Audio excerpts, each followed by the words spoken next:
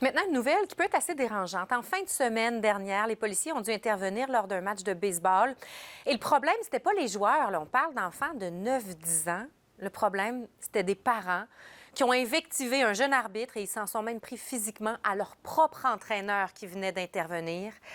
Et ce n'est malheureusement pas un événement isolé. J'en parle avec le directeur général de Sportaide, Sylvain Croteau. Bonsoir, Monsieur Croteau. Bonsoir. Votre organisme vient en aide aux athlètes qui vivent toutes sortes de situations et aux arbitres aussi. Quand vous voyez des histoires comme celle-là, évidemment, je présume que vous êtes désolé. Quel est votre état d'esprit quand vous recevez ça? En fait, chez Sportal, il y a deux choses. La première, oui, c'est désolant, c'est décourageant, décevant de voir qu'il y a encore des comportements comme ceux-là qui arrivent en 2026. Mais en même temps, c'est rassurant de voir que ces comportements qui, il y a quelques années à peine, passaient sous le radar, les gens n'en parlaient pas. Là, les gens de plus en plus s'élèvent, n'acceptent plus ces comportements, nous les rapportent. Alors ça, ben, c'est rassurant, mais ce que ça nous indique, c'est qu'il y a encore beaucoup de travail à faire. Parce que dans ce cas-là, l'arbitre a agi dans les règles de l'art. Il a parlé à l'entraîneur. C'est l'entraîneur qui est allé parler aux parents et ça a quand même dégénéré. Oui, et puis ça, ben c'est.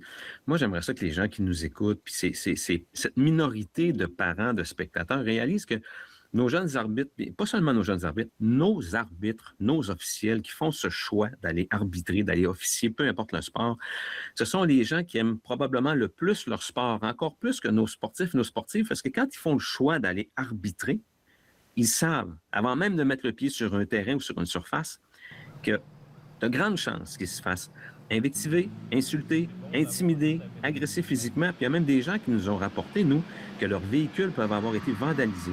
Alors, quand on fait ce choix-là, malgré tout, est-ce qu'on peut au moins respecter ces gens? Parce que s'ils ne sont pas là, il n'y en a pas de match. Puis il y avait une campagne chez vous il y a quelques années, puis je pense qu'elle court encore, une campagne où on dit pas d'arbitre, pas de match. Bien, il ne faudrait pas se rendre là. On a des fois aussi l'impression que c'est quand même un éternel recommencement. C'est un message qu'on passe périodiquement. Des situations comme celle-là sont dénoncées. Qu'est-ce qu'on peut faire pour aider cette culture-là à évoluer? Qu'est-ce qu'on peut faire pour éliminer ces gens-là, éliminer dans le sens les éloigner des terrains ou faire changer les comportements?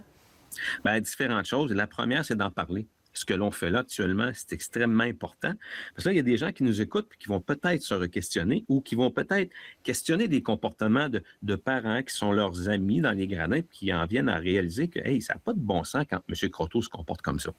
Comme organisation, on a la responsabilité, le droit d'établir en début d'année des conditions des attentes à l'égard de nos participants, de nos parents, de nos spectateurs, en disant, nous, chez les Moustiques de Saint-Boniface, nous, là, on n'accepte pas tel comportement des parents, des spectateurs. Et si ça arrive pendant la saison, ben il y aura des conséquences. Ça nous donne donc une emprise en cours d'année pour venir en reparler régulièrement, rappeler les bons comportements attendus. Alors, quand il y a des dérapages qui arrivent, on peut arriver aller taper sur l'épaule de M. Croteau et lui dire, écoutez, M. Croteau, c'est la deuxième fois, troisième fois cette année qu'on vous met en garde. Là, c'est terminé. On n'accepte plus ces comportements. D'éduquer nos entraîneurs, nos jeunes, les entraîneurs, l'entraîneur qui a pris action d'aller s'adresser aux parents, bien bravo, merci. Il y a des gens qui ont peur de le faire, puis ça peut être intimidant. Alors, il faut accompagner aussi nos entraîneurs pour les rendre capables d'avoir une relation, d'avoir des contacts sains avec les parents et les spectateurs. Mais c'est pas facile parce que justement, l'entraîneur a pris la parole et il a été. Les gens s'en sont pris physiquement à lui. C'est vraiment pas évident de faire ça. Non, puis l'autre élément qui est important de penser à mettre en place dans nos organisations, c'est de la communication régulière, de l'affichage, des messages réguliers où on vient installer dans nos environnements une sécurité psychologique qui permet aux gens d'aller voir M. Croteau, d'aller lui parler puis lui dire, écoutez, vous ne trouvez pas que vous dépassez les bornes? Puis quand on affiche partout dans notre organisation, dans nos stades, dans nos environnements sportifs, que nos dirigeants prononcent régulièrement des discours à cet égard-là, puis qu'il y a souvent des sorties affirmant que chez nous, c'est tolérance zéro, bien, ce que ça fait, c'est que les individus qui observent des comportements se sentent légitimés de prendre action, de dénoncer, entre guillemets, ces comportements qui sont inacceptables. Alors, il faut arriver à créer des environnements où les gens se sentent à l'aise de dire « Wow, c'est assez ». En tout cas, aujourd'hui, c'est certainement une occasion de faire de la sensibilisation sur ce qui est acceptable et ce qui ne l'est pas. Sylvain Croteau de Sportaid, merci d'avoir été avec nous. Merci à vous. Bonne fin de journée.